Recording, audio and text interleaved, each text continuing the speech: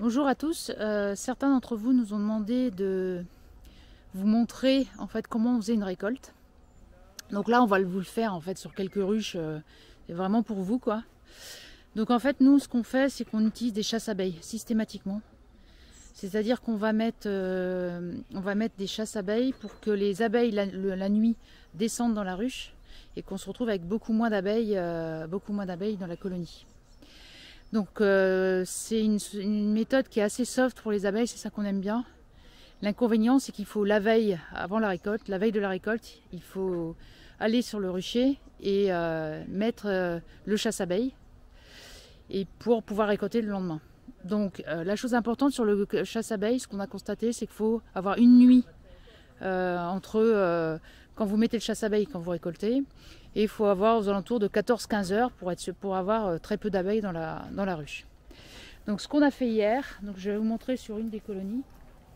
Ce que l'on a fait hier, c'est que alors, sur cette ruche, il y avait 2 hausses.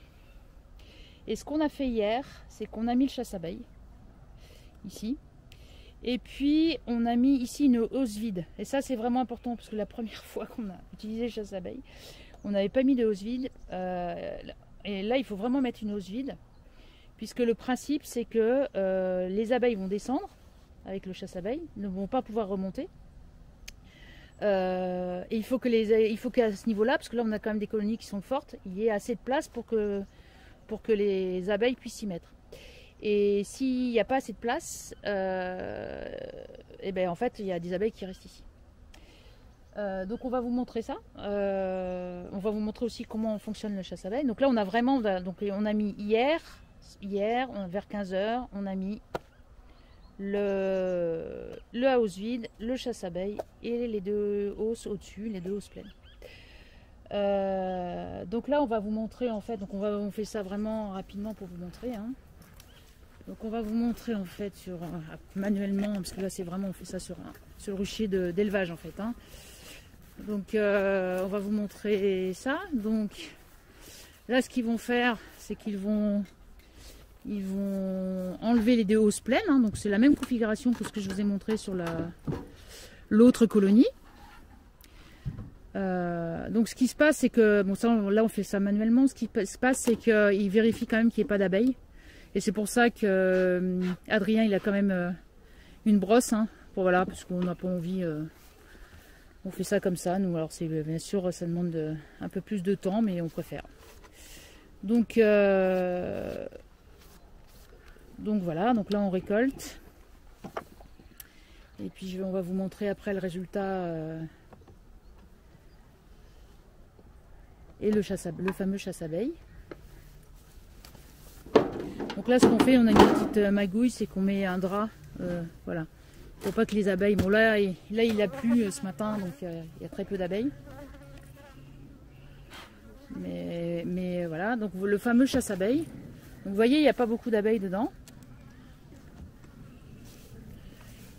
Et donc le fameux chasse-abeilles qui permet à ce que les abeilles descendent et ne retrouvent pas l'entrée, on va vous montrer par le dessous. Donc c'est vraiment un procédé que nous on aime bien. Alors quand on a des ruchers, des gros ruchers de production, parce que là on n'est pas sur un rucher de production, mais quand on a des ruchers de production, ce que l'on fait, c'est qu'on a une grue en fait. Donc vous voyez, on a mis ça sur les hausses. Donc c'est pour que la grue vienne s'enfiler de part et d'autre. Et on soulève en fait les hausses avec la grue.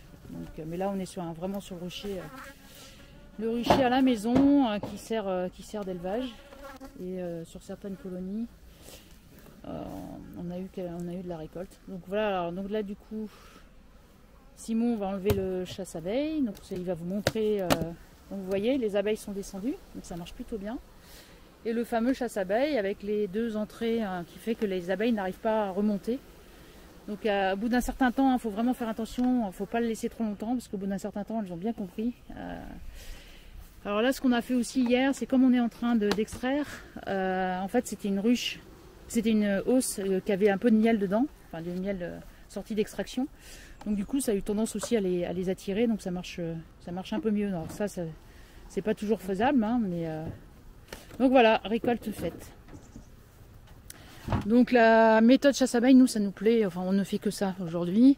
On a essayé plein de trucs. Alors au départ, quand on a commencé l'apiculture, on a essayé avec en brossant, hein. Donc on mettait un temps fou.